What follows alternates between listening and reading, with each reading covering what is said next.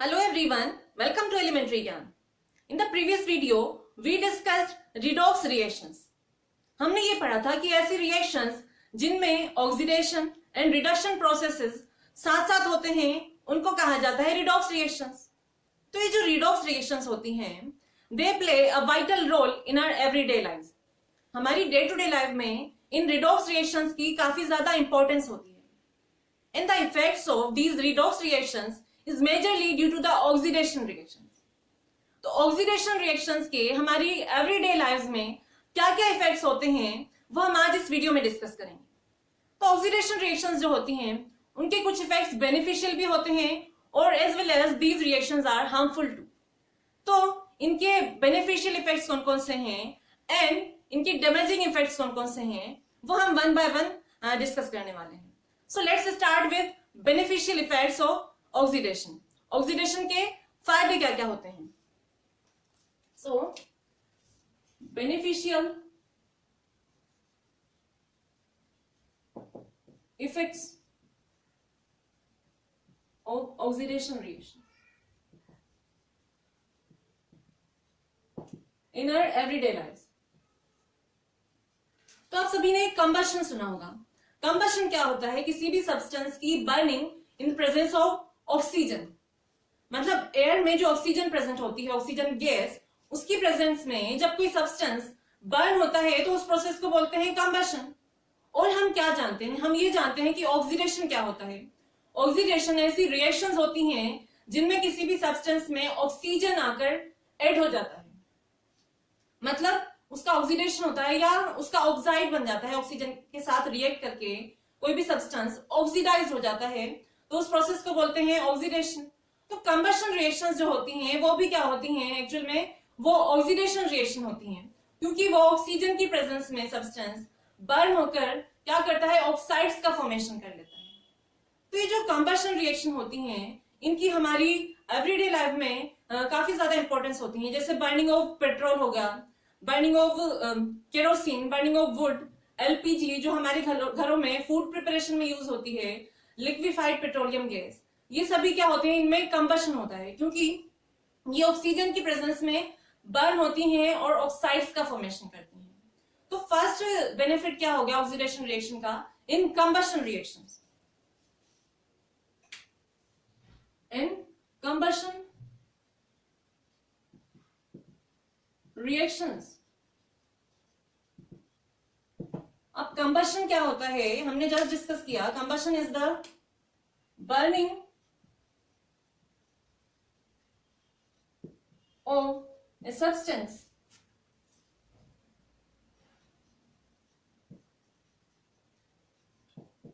in presence of oxygen is known as combustion. combustion actual में क्या होता है? बर्निंग के लिए ही फैंसी वर्ड होता है. तो बर्निंग को क्या बोला जाता है? combustion. और उसके लिए क्या होती है? मतलब नेसेसरी कंडीशंस होती हैं कि उसमें ऑक्सीजन की प्रेजेंस होनी चाहिए. ऑक्सीजन की प्रेजेंस में ही कोई सब्सटेंस बर्न होता है. तो कंबशन रिएक्शंस के एग्जांपल क्या होंगे? इसका फर्स्ट एग्जांपल होगा बर्निंग या कंबशन ऑफ मीथेन. मीथेन क्या होती है? CH4 इसका फॉर्मूला होता है और ये नेचुरल गैस का मेजर कॉन्स्टिट्यूएंट होता है. तो मीथेन जो है उसमें भी क्या होता है? कंबशन होता है क्योंकि वो ऑक्सीजन की प्रेजेंस में बर्न होकर carbon dioxide and water vapour produce करती है और साथ में एनर्जी रिलीज होती है. तो उसके लिए रिएक्शन क्या होगी? मीथेन अंडरगोज क्या? कंबशन. ऑक्सीजन की प्रेजेंस में बर्न होकर किसमें कन्वर्ट हो जाती है? CO2 plus H2O. ठीक है. तो यहां पर मीथेन ऑक्सीजन की प्रेजेंस में रिएक्ट करके इसने क्या किया? ऑक्साइड का फॉर्मेशन किया. दैट मींस ये क्या है? ऑक्सीडेशन रिएक्शन है. और साथ में इसमें एनर्जी रिलीज होती है. कोई भी कंबशन रिएक्शन होती है उनमें एनर्जी रिलीज होती है. ठीक है. तो ये तो फर्स्ट एग्जांपल था. अब सेकंड एग्जांपल हम देखते हैं. Combustion of LPG, liquefied petroleum gas. उसका मेजर कॉन्स्टिट्यूएंट होता है ब्यूटेन. ब्यूटेन का फॉर्मूला आता है C4H10. तो ये जो ब्यूटेन होती है ये ऑक्सीजन की प्रेजेंस में बर्न होकर carbon dioxide and water vapour का फॉर्मेशन करती है, इसीलिए ये भी क्या है, ये भी ऑक्सीडेशन का ही एक एग्जांपल है। तो इसके लिए रिएक्शन क्या होगी, मेथेन की ब्यूटेन के लिए C4H10 in the excess of carbon dioxide, in the excess of oxygen gives carbon dioxide and साथ में मिलते हैं वाटर वेपर और एनर्जी रिलीज होती है, जिसको हम यूज करते हैं प्रिपरेशन ऑफ फूड में। ठीक है, तो इसको बैलेंस कर लेते हैं पहले तो हम।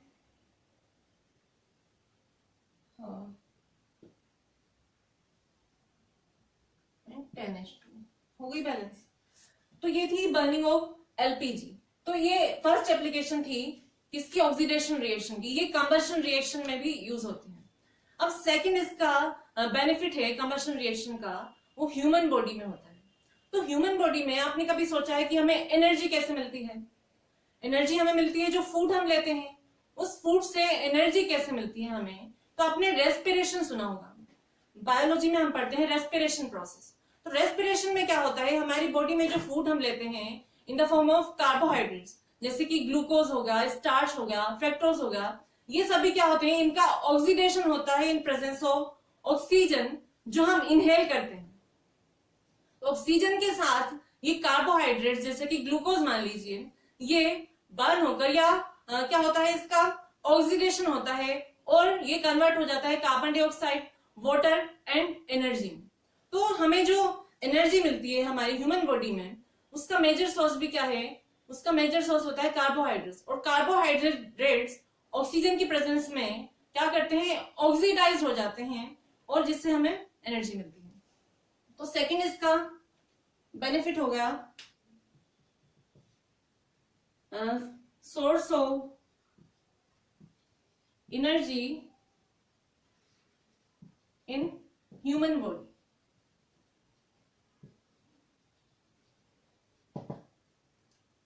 तो रेस्पिरेशन के लिए केमिकल रिएक्शन क्या होगी,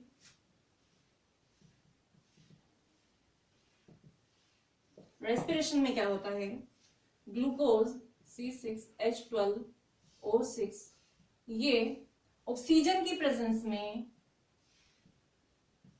क्या करता है, ऑक्सीडाइज हो जाता है। ऑक्सीडाइज होकर क्या बनाते हैं, कार्बन डाइऑक्साइड, साथ में मिलते हैं वाटर वेपर और एनर्जी मिलती है, energy.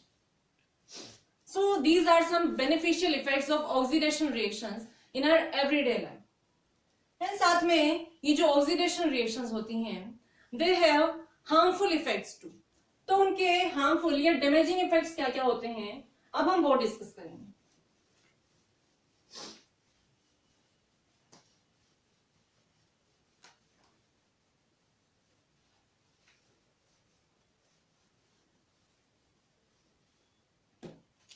Damaging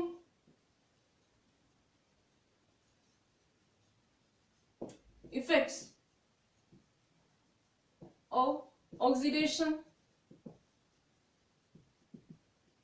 in our everyday life। तो ऑक्सीडेशन के डैमेजिंग इफेक्ट क्या क्या होते हैं, मतलब इसके नुकसान क्या क्या होते हैं। तो ऑक्सीडेशन की वजह से जो मेटल होता है उसका डैमेज हो जाता है या उसका डीके हो जाता है और उस प्रोसेस को कहा जाता है कोरोजन। और ऐसे ही मेटल की तरह ही ऑक्सीडेशन की वजह से फूड का भी क्या होता है, ऑक्सीडेशन हो जाता है, ऑक्सीडाइज हो जाता है और उस प्रोसेस को बोलते हैं रेसिडिटी। तो इसके दो मेजर डैमेजिंग इफेक्ट्स कौन कौन से हैं, फर्स्ट तो है कोरोजन एंड सेकंड होता है रेंसिडिटी। तो हम वन बाय वन इनको डिटेल में डिस्कस करेंगे। फर्स्ट हम डिस्कस करेंगे कोरोजन क्या होता है।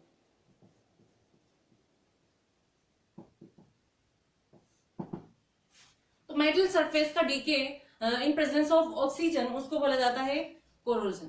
तो आप सभी ने मेटल तो आप सभी जानते होंगे, मेटल कौन कौन से होते हैं, आयरन, एल्यूमिनियम और क्या होता है, कॉपर, गोल्ड और सिल्वर, ये सभी क्या है, मेटल्स होते हैं।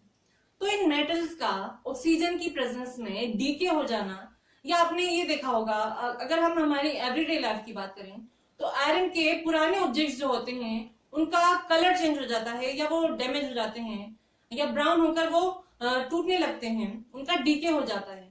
या फिर अगर हम कॉपर की बात करें, कॉपर यूटेंसिल्स अगर आपके घरों में यूज होते हैं तो वो कुछ दिनों बाद क्या होता है, उनमें ग्रीन कलर्ड सब्सटेंस जमा हो जाता है। या फिर सिल्वर ऑर्नामेंट्स की बात करें तो सिल्वर ऑर्नामेंट्स का कुछ दिनों में लस्टर खत्म हो जाता है, या फिर वो डल हो जाते हैं, ब्लैक कलर्ड हो जाते हैं। तो ये सब किस वजह से होता है, ये उनमें ऑक्सीडेशन की वजह से होता है, और उसी प्रोसेस को बोला जाता है कोरोजन। कोरोजन क्या होता है? The process in which surface of metals eaten up or decayed in the presence of air and moisture और वाटर बोल दीजिए, उसको बोला जाता है कोरोजन।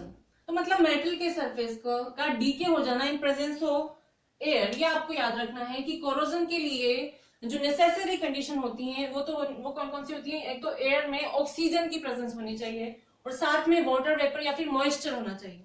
तो इन एयर, ऑक्सीजन और मॉइस्चर की प्रेजेंस में मेटल जो होते हैं उनका डीके हो जाता है, और इसी प्रोसेस को बोलते हैं कोरोजन। तो अगर हम आयरन ऑब्जेक्ट की बात करें तो आयरन के लिए पर्टिकुलरली उसके कोरोजन के लिए एक वर्ड यूज होता है रस्टिंग।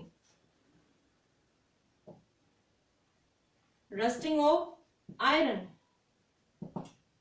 ये इसका एग्जांपल है। तो रस्टिंग ऑफ आयरन क्या होता है? आयरन ऑब्जेक्ट ऑक्सीजन और वाटर वेपर की प्रेजेंस में ऑक्साइड्स में बदल जाता है, और वो जो फेरिक ऑक्साइड बनाता है उसको बोला जाता है रस्ट। 4Fe, इसके लिए रिएक्शन हम लिखेंगे प्लस 3O2 प्लस 2XH2O। इससे हमें क्या मिलता है? Fe2O3 XH2O। तो ये जो सब्सटेंस है इसका नाम होता है रस्ट, जो कि क्या है? Hydrated ferric oxide. तो ये तो बात हो गई रस्टिंग ऑफ आयरन की, मतलब आयरन में कोरोजन इस तरह से होता है। अब अगर हम बात करें कॉपर की रस्टिंग की, तो कॉपर जो होता है वो एयर के साथ, एयर में present oxygen and water vapour और कार्बन डाइऑक्साइड के साथ रिएक्ट करके क्या बना लेता है? बेसिक कॉपर कार्बोनेट, जिसका कलर होता है ग्रीन। इसीलिए कॉपर के जो सब्सटेंसेस होते हैं या आर्टिकल्स होते हैं उनमें ग्रीन कलर का सब्सटेंस जमा हो जाता है।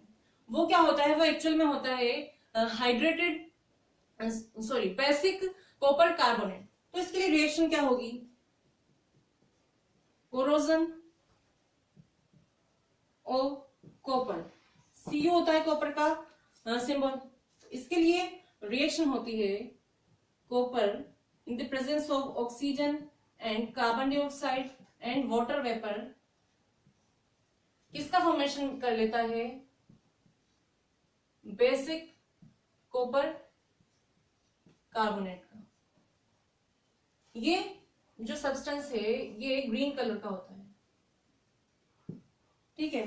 तो ये किसकी वजह से होता है? ऑक्सीडेशन की वजह से। यहां पर आप देखिए ये ऑक्सीजन इस कॉपर के साथ ऐड हो रहा है, और कॉपर कार्बोनेट और साथ में कॉपर हाइड्रोक्साइड बन रहा है, तो ये क्या है? ऑक्सीडेशन रिएक्शन है। अब ऐसे ही अगर हम बात करें सिल्वर की, तो सिल्वर जो होती है वो हाइड्रोजन सल्फाइड के साथ रिएक्ट करके, एनवायरमेंट में प्रेजेंट होती है हाइड्रोजन सल्फाइड गैस, उसके साथ रिएक्ट करके क्या बना लेती है? सिल्वर सल्फाइड का फॉर्मेशन कर लेती है, और उस सब्सटेंस का कलर ब्लैक होता है। इसीलिए जो सिल्वर होती है उसका लस्टर खत्म हो जाता है ऑक्सीडेशन की वजह से। कोरोजन ओ सिल्वर, Ag होता है सिल्वर का सिंबल। अब इसके लिए रिएक्शन क्या होगी?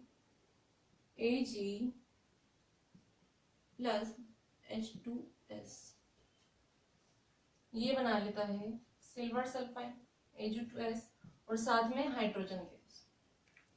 तो ये जो सिल्वर सल्फाइड है ये ब्लैक कलर का होता है। तो ये था कोरोजन।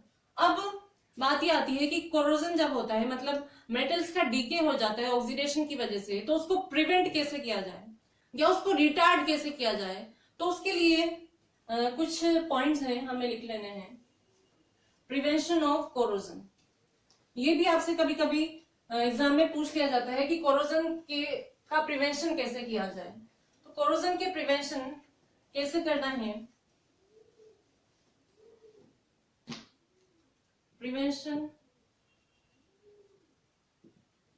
Of corrosion. तो कोरोजन के प्रिवेंशन की जरूरत क्यों है, सबसे पहले तो हमें ये देखना है क्योंकि जो मेटल्स होते हैं खास करके आयरन, तो आयरन का आपने काफी सारे यूज देखे होंगे। आयरन हमारे बिल्डिंग मटेरियल्स में यूज होता है और भी मशीनरीज में यूज होता है, बड़े बड़े ब्रिजेस जो बनते हैं वहां पर आयरन यूज होता है। तो ये आयरन ऑक्सीडाइज होके क्या होता है, इसका डीके हो जाता है। तो उससे बचाने के लिए, तो उसके प्रिवेंशन के लिए कुछ मेथड्स होते हैं। तो फर्स्ट क्या होता है, corrosion can be prevented by painting और ऑयलिंग। मतलब अगर आयरन ऑब्जेक्ट्स पर या मेटल ऑब्जेक्ट्स को पेंट कर दिया जाए तो क्या हो सकता है, उनको कोरोजन से प्रिवेंट किया जा सकता है by painting the surface of metal. Second prevention क्या होता है, बाय ऑयलिंग एंड ग्रीजिंग। अगर मशीनरी की हम बात करें तो उसमें अगर ऑयल लगा दें या ग्रीस उसका कर दिया जाए तो उसको कोरोजन से बचाया जा सकता है by oiling and greasing. Next process होता है गैल्वेनाइजेशन। गैल्वेनाइजेशन क्या होता है, मेटल के सरफेस पर जिंक की कोटिंग कर दी जाती है जिससे उसको कोरोजन से बचाया जा सकता है। तो ये था कोरोजन और उसके प्रिवेंशन। अब हम डिस्कस करेंगे रेंसिडिटी क्या होती है। What is rancidity?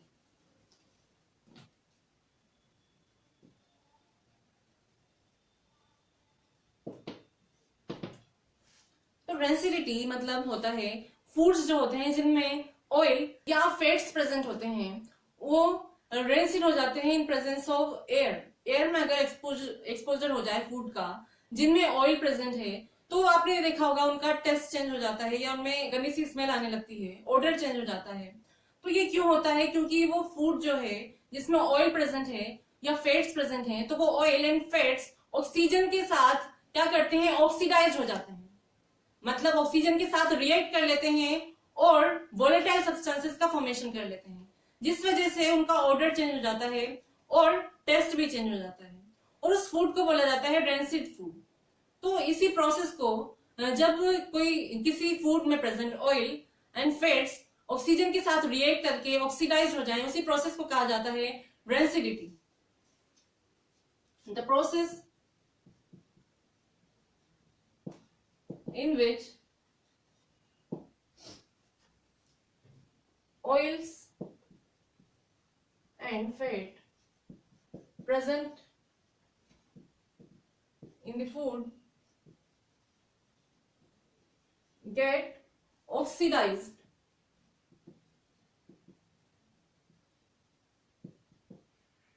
in air is known as rancidity. और वो जो फूड जिसका ऑक्सीडेशन हुआ है उस फूड को कहा जाता है रेंसिड फूड। तो ये जो रेंसिडिटी होती है इसको प्रिवेंट कैसे किया जाए, मतलब फूड्स को रेंसिडिटी से या ऑक्सीडेशन से कैसे बचाया जाए, उसके लिए कुछ प्रोसेस होते हैं। Prevention of rancidity.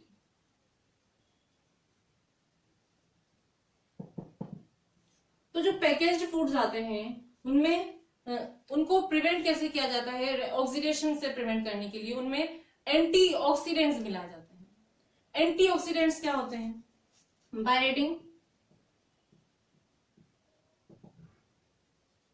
Anti oxidants.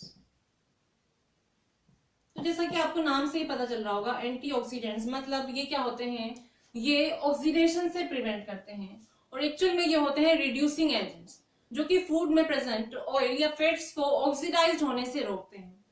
तो जनरली 2 टाइप्स के एंटीऑक्सीडेंट्स यूज किए जाते हैं फूड्स में। फर्स्ट तो होता है BHA और एक और होता है BHT। इनकी फुल फॉर्म होती है ब्यूटाइलेटेड हाइड्रोक्सी एनिजोल।